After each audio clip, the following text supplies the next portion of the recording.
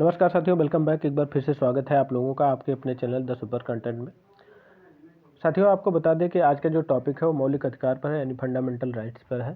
भारतीय संविधान के ऐसे कई वीडियो हैं जो चैनल पे डाल दिए गए हैं, जैसे आर्टिकल हो गए, राज्य के निदेशक तत्व हो गए, और आज तो देख ही रहे हैं आप, मौलिक अधिकार को डाला जा रहा है इस वीडियो, और इसके 2 पार्ट बनाए गए हैं। पहले पार्ट में आपको 3 मौलिक अधिकार को पढ़ाया जाएगा और दूसरे पार्ट में 3 जो बचे होंगे वो आपको पढ़ा दिया जाएगा, क्योंकि मौलिक अधिकार को समझना मतलब बहुत अच्छे से समझने की ज़रूरत होती है। यहाँ से क्वेश्चन हर एक एग्ज़ाम में लगभग तय रहता है कि ये क्वेश्चन बनना निश्चित रहता है।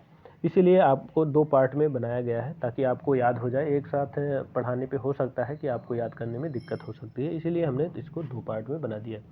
तो सबसे पहले आइए देख लेते हैं कि मौलिक अधिकार जो है ये बना मतलब ये इसके कितने पार्ट हैं। तो इसके 6 पार्ट हैं। अब कहाँ किस किस अनुच्छेद में कितने कितने पार्ट डाले गए हैं ये देख लीजिए आप। तो देखिए, सबसे पहले जो पहला भाग है, यानी समानता का अधिकार। समानता का अधिकार अनुच्छेद 14 से अनुच्छेद 18 तक है। इसके बाद स्वतंत्रता का अधिकार है दूसरा। स्वतंत्रता का जो अधिकार है वो अनुच्छेद 19 से अनुच्छेद 22 है। इसके बाद तीसरा है शोषण के विरुद्ध अधिकार। अब से शोषण के विरुद्ध जो अधिकार है वो जो है अनुच्छेद 23 और 24 में है। इसके बाद क्या है, धार्मिक स्वतंत्रता का अधिकार जो दिया गया है, धार्मिक स्वतंत्रता का अधिकार 25 से 28 तक है। संस्कृति एवं शिक्षा का अधिकार इसे 29 और 30 में दिया गया है। और अनुच्छेद 31 जो है वो पहले संपत्ति का अधिकार था, उसे बाद में हटा दिया गया है, और हटा के उसे अब क्या कहते हैं, मौलिक अधिकार नहीं है, वो कानूनी अधिकार बना दिया गया है। और इसके बाद है मतलब संवैधानिक उपचारों का अधिकार जो अनुच्छेद 32 में है। अब इसमें थोड़ा सा और एक चीज़ जान लीजिए कि जब भी मौलिक अधिकारों का हनन होता है तो आपको हाई कोर्ट या सुप्रीम कोर्ट में अपील करनी होती है, और वहाँ से आपको आपके अधिकारों को दिलाया जाता है माननीय सुप्रीम कोर्ट द्वारा या फिर माननीय हाई कोर्ट द्वारा। अब इसके लिए आपको जब जाना होता है तो आपको 2 आर्टिकल के थ्रू जाना होता है। अब कौन कौन, अब इसमें आप 226 है, जो अनुच्छेद 226 के तहत जो है आप उच्च न्यायालय में रिट दायर कर सकते हैं, और अनुच्छेद 32 के तहत आप उच्चतम न्यायालय में रिट दायर कर सकते हैं मौलिक अधिकार को तो बचाने के लिए, यानी मौलिक अधिकारों के हनन को रोकने के लिए। चलिए आगे शुरुआत करते हैं। तो सबसे पहले जान लेते हैं मौलिक अधिकार के स्रोत क्या है।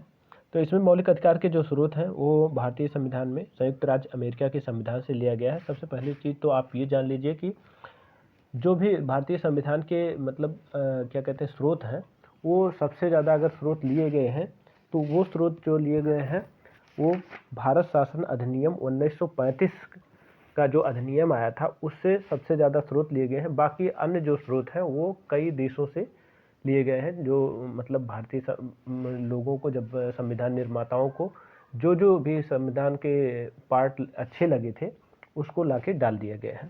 उसमें से एक था मौलिक अधिकार, जो संयुक्त राज्य अमेरिका के संविधान से लिया गया है।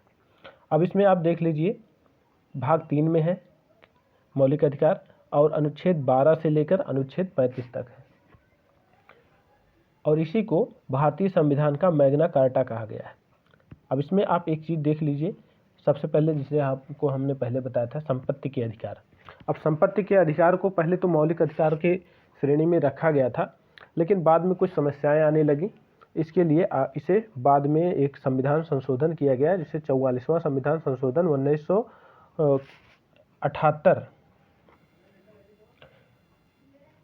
1978 में इसे संपत्ति के अधिकार को हटाकर, संपत्ति के अधिकार को यानी मौलिक अधिकार से हटाकर इसे कानूनी अधिकार बना दिया गया है। आप यहाँ पे देख रहे होंगे, सबसे पहले मौलिक अधिकार था, इसको मैंने कट कर दिया है। इसके बाद कानूनी अधिकार के रूप में डाल दिया गया है, और इसे अनुच्छेद 300A में के अंतर्गत रखा गया है, 300A में डाला गया है। आगे चलते हैं, अब देख लेते हैं मौलिक अधिकार। आप देखे ही हैं, आपको पहले ही बता दिया गया है कौन कौन से हैं। समानता का अधिकार है, स्वतंत्रता का अधिकार है, शोषण के विरुद्ध अधिकार है, धार्मिक स्वतंत्रता का अधिकार है, संस्कृति एवं शिक्षा का अधिकार है, और संवैधानिक उपचारों का अधिकार है। अब यहाँ से शुरू होता है आपका मौलिक अधिकार। सबसे पहला कौन सा है? समानता का अधिकार है, अनुच्छेद 14 से 18 तक है। अब अनुच्छेद 14 में क्या है? अनुच्छेद 14 में विधि के समक्ष समानता है। अब विधि की समक्ष समानता है तो इसमें क्या है? तो विधि की समक्ष समानता का मतलब ये है कि कोई भी व्यक्ति, चाहे वो राजा हो, चाहे वो जो भी कोई हो, चाहे कोई नेता हो, लीडर हो, जो भी है, या एक सामान्य आदमी है, सारे लोगों के लिए भारतीय संविधान एक कानून निर्मित करता है और उसी कानून के तहत चाहे वो बहुत बड़ा व्यक्ति हो, चाहे वो गरीब व्यक्ति हो, चाहे वो जैसा भी व्यक्ति हो, सबको कानून एक समान सजा देने का प्रावधान रखता है। यही अनुच्छेद 14 का विवरण है। अब इसमें आप देख लीजिए, इसका अर्थ है कि कानून के सामने सब एक समान है तथा राज्य सभी व्यक्तियों के लिए एक समान कानून बनाएगा तथा उन पर एक समान कानून लागू करेगा। अनुच्छेद 15 देख लेते हैं। अनुच्छेद 15 में क्या है? इसमें क्या है कि धर्म, नस्ल, जाति, लिंग या जन्म स्थान के आधार पर भेदभाव निषेध है। यानी कि आप किसी भी व्यक्ति के धर्म या उसकी नस्ल या उसकी जाति के आधार पर, लिंग के आधार पर या जन्म स्थान के आधार पर आप किसी तरह का भेदभाव नहीं कर सकते हैं। यानी कोई व्यक्ति काला है, कोई व्यक्ति गोरा है, तो इस तरह का भेदभाव नहीं कर सकते हैं। धर्म है, कोई हिंदू है, मुस्लिम है, सिख, ईसाई है, इस तरह का भेदभाव नहीं कर सकते। नस्ल के रूप में आप भेदभाव नहीं कर सकते हैं, क्योंकि कुछ लोग, जैसे कुछ लंबे लोग हैं, कुछ छोटे लोग हैं, या कुछ और भी तरह के, मतलब जो भी है नस्ल, उस पर आप किसी तरह की टीका टिप्पणी नहीं कर सकते हैं। इसके बाद क्या आती है? लिंग। लिंग क्या है? जैसे महिला और पुरुष, इसमें आप किसी तरह का भेदभाव नहीं कर सकते हैं कि आप महिला हैं तो उसे उस जगह पे नहीं जाने दिया जाएगा, या जहाँ पे पुरुष जा रहे हो या महिलाएं जा रही हो नहीं, ऐसा कुछ भी नहीं है। यह सब भारतीय संविधान का मानना है, ऐसा भारतीय संविधान कहता है। अब राज्य के द्वारा धर्म, जाति, लिंग, जन्म स्थान के आधार पर नागरिकों के प्रति जीवन के किसी भी क्षेत्र में भेदभाव नहीं किया जाएगा। यही अनुच्छेद 15 का विवरण है। अनुच्छेद 16 देख लेते हैं। लोक नियोजन में अवसर की समानता। अब लोक नियोजन क्या होता है? लोक नियोजन में अवसर की समानता का मतलब ये है कि जब भी कोई किसी तरह के वैकेंसी या और किसी तरह के जो भी सरकार के द्वारा कुछ सुविधाएं उपलब्ध कराई जाएंगी, उसमें सभी लोगों को समान अवसर प्राप्त कराया जाएगा जो उसके योग्य हैं। योग का मतलब है, जैसे आप कोई वैकेंसी निकलती है तो उसमें जो भी विवरण दिया जाएगा, यानी योग्यता, एज, सारी चीज़ें अगर आप उसमें आपका है तो आप उसमें भाग ले सकते हैं। आप चाहे भारतीय नागरिक होना जरूरी है, बाकी इसके बाद चाहे जो भी हो, आप सारे लोग उसमें भाग ले सकते हैं आराम से। अब एक अपवाद है आरक्षण। आरक्षण का मतलब है कि कुछ लोगों को रिलैक्सेशन दिया जाता है जो मुख्यधारा से वंचित है, यानी मुख्यधारा में अभी नहीं है, उन्हें मुख्यधारा में लाने के लिए थोड़ा सा आरक्षण प्राप्त किया जाता है ताकि वो भी लोग मुख्यधारा में आ सकें। आगे चलते हैं। अनुच्छेद 17 देख लेते हैं। अस्पृश्यता का अंत है। अब इसके अंतर्गत क्या है? इसके अंतर्गत एक दंडनीय अपराध घोषित किया गया है। आप किसी भी धर्म, जाति, रंग के आधार पर उसे छुआछूत का भेदभाव नहीं कर सकते। यानी धर्म है, जाति है, इन सब चीज़ों से आप ये नहीं कह सकते हैं, किसी व्यक्ति को हटा नहीं सकते हैं या वंचित नहीं कर सकते हैं, उसके साथ किसी तरह का भेदभाव नहीं कर सकते हैं। अनुच्छेद 17 का यही कहना है। अनुच्छेद 18 जो है उपाधियों का अंत है। अब इसे थोड़ा सा समझ लीजिए। उपाधियों का अंत का मतलब ये है कि जैसे पहले होता था तो महाराज होते थे, सुल्तान होते थे, बादशाह होते थे, ऐसे सब तरह के आप कोई भी उपाधि नहीं लगा सकते हैं। हाँ, लेकिन अगर कुछ चीज़ों पे अभी भी उपाधियाँ बची हुई हैं, मतलब रखा गया है, जैसे पुलिस सेवा हो गया, और जैसे पुलिस सेवा का मतलब है जनरल हो गए, कर्नल हो गए, ब्रिगेडियर हो गए, ये सारे लोग अपने नाम के साथ उपाधि को उनके नाम के साथ जोड़ा जाता है। और इसमें एक चीज़ और देख लीजिए। अब जैसे क्या है, राष्ट्रीय पुरस्कार जैसे कि भारत रत्न, पद्म विभूषण, पद्म भूषण आदि लिए जा सकते हैं, पर इन्हें भी आप उपाधि के रूप में प्रयोग नहीं कर सकते हैं। ऐसा दिया जाएगा लेकिन आप उपाधि के रूप में नहीं प्रयोग करेंगे।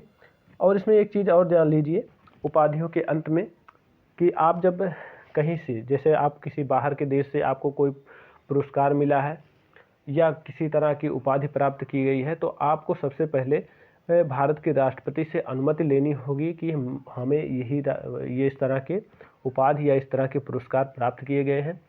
तो अगर भारत के राष्ट्रपति को लगेगा कि आप उस उपाधि को ले सकते हैं तो वो अनुमति देगा। जब तक भारत के राष्ट्रपति से आपको अनुमति नहीं प्राप्त होगी, आप किसी भी बाहर के देश से किसी तरह की उपाधि या किसी तरह के पुरस्कार नहीं ले सकते। आगे चलते हैं अगले सवाल की तरफ। अगला है समानता का अधिकार। अब समानता का अधिकार आपने देख लिया है, अनुच्छेद 14 में विधि के समस्त समानता है, अनुच्छेद 15 में धर्म, नस्ल, जाति, लिंग, जन्म स्थान के आधार पर भेदभाव का विरोध है, अनुच्छेद 16 में लोक नियोजन में अवसर की समानता है, अनुच्छेद 17 में अस्पृश्यता का अंत है, अनुच्छेद 18 में उपाधियों का अंत है। आगे चलते हैं स्वतंत्रता का अधिकार। अब दूसरा आ गया है अनुच्छेद 19 से अनुच्छेद 22 तक।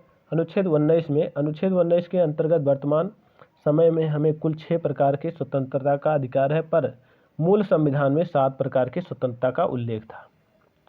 अब आप देख लीजिए कौन सा है। अनुच्छेद 19A में बोलने की स्वतंत्रता। बोलने की स्वतंत्रता का मतलब ये है, जैसे प्रेस वगैरह है तो इसी के अंतर्गत आते हैं।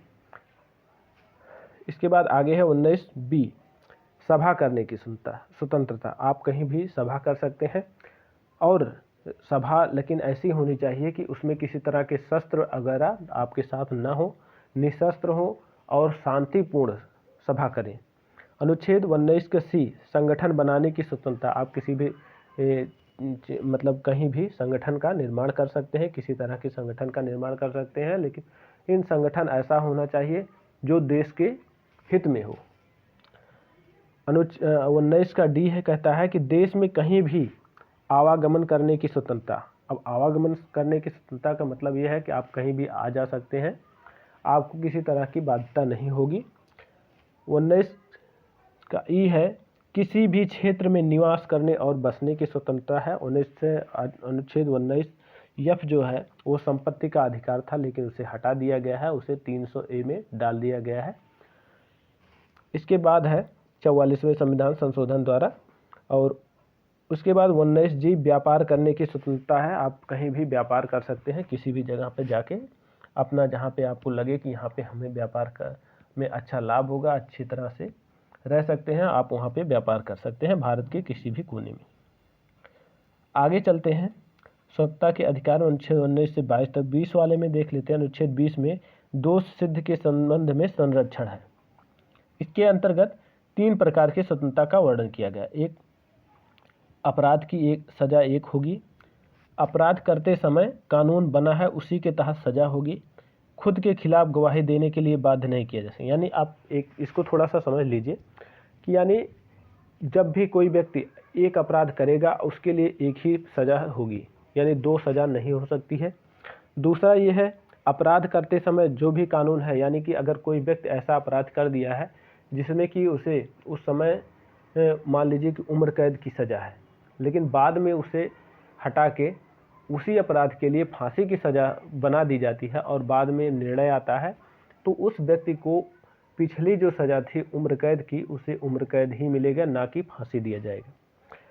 तीसरा है, खुद के खिलाफ गवाही देने के लिए आप बाध्य नहीं कर सकते हैं, वो स्वतः ही दे सकता है, वो अलग की बात है, लेकिन उसे किसी तरह का बाध्य नहीं किया जा सकता है क्योंकि आप इस तरह से कहे थे या कह दिए हैं तो यही सही है। कभी कभी आप देखते होंगे पुलिस जैसे जब गिरफ्तार करती है तो लोग बयान देते हैं, खुद के मतलब खुद को क्या कहते हैं, दोषी मान लेते हैं, लेकिन बाद में जब वो कोर्ट में जाते हैं तो कोर्ट में इस तरह की बाध्यता नहीं होती है और बाद में वो अपने किसी भी बयान को दूसरी तरह से बता भी सकते हैं अगर वो नहीं किए हैं या किए हैं, जो भी कैसा भी रहा हो, मतलब वहाँ पे नहीं, ऐसा नहीं होगा कि आप अपने खुद के जो कसूरवार है या खुद से आप अपने गवाही को दें, इसके लिए कोई बाध्यता नहीं होगी। अनुच्छेद 21 में प्राण एवं दैहिक स्वतंत्रता है। इसके अंतर्गत सभी व्यक्ति को कानूनी सीमा के अंतर जीवन जीने का अधिकार है। किसी भी व्यक्ति से जीवन जीने का अधिकार नहीं छीना जा सकता है। अनुच्छेद 21A शिक्षा का अधिकार। अब शिक्षा का अधिकार इसको डाला गया है इसके संविधान संशोधन द्वारा। 86वें संविधान संशोधन 2002 के अंतर्गत 6 से 14 वर्ष की आयु के समस्त बच्चों के लिए शिक्षा निःशुल्क और अनिवार्य करने का प्रावधान जोड़ा गया है। आगे चलते हैं। अनुच्छेद 22 है गिरफ्तारी से संरक्षण। अपराध के बाद और अपराध से पहले, दंडात्मक निरोध है और निवारक निरोध है। हिरासत में लेने के कारण बताना होगा। पहला, 24 घंटे के अंदर दंड अधिकारी के समक्ष पेश करना होगा। दंड अधिकारी यानी कोर्ट के सामने। अपने पसंद के वकील से सलाह लेने का अधिकार होगा। जो भी व्यक्ति मतलब दोषी है वो अपने पसंद का वकील कर सकता है।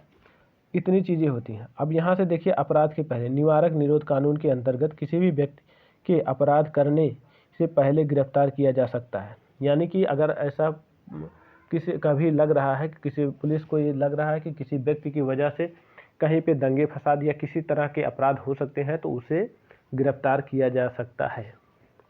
जैसे कि आपने हाल ही में देखा होगा, जब 370 हटाया जा रहा था तो वहाँ पे बहुत सारे ऐसे नेता थे जिनको गिरफ्तार कर लिया गया था, क्योंकि वो हो सकता था कि वो किसी तरह के भड़काऊ भाषण दे सकते थे या किसी तरह से पब्लिक को उत्तेजित कर सकते थे, जिससे दंगा फसाद या किसी तरह की अनहोनी हो सकती थी। इसीलिए उन्हें गिरफ्तार कर लिया गया था और बाद में उन्हें छोड़ दिया गया।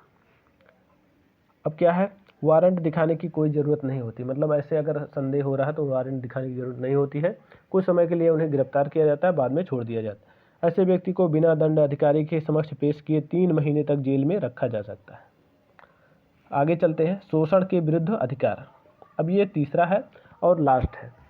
अनुच्छेद 23-24 में क्या है? अनुच्छेद 23 में मानव दुर्व्यवहार और बंधुआ मजदूरी पर प्रतिबंध है। इसके अंतर्गत किसी व्यक्ति की खरीद बिक्री नहीं किया जा सकता है, ना ही उससे ज़बरदस्ती मजदूरी करवाया जा सकता है। इसका उल्लंघन करने पर एक दंड अपराध है। अनुच्छेद 24 में बाल नियोजन पर प्रतिबंध, यानी 14 वर्ष से कम आयु के बच्चों को कारखाना, खाद्यान्न या अन्य जोखिम भरे काम पर नियुक्त नहीं किया जा सकता है। तो दोस्तों, आज का वीडियो यहीं पर समाप्त होता है। तब तक के लिए नमस्कार, जय हिंद। आगे मिलेंगे अगले पार्ट में।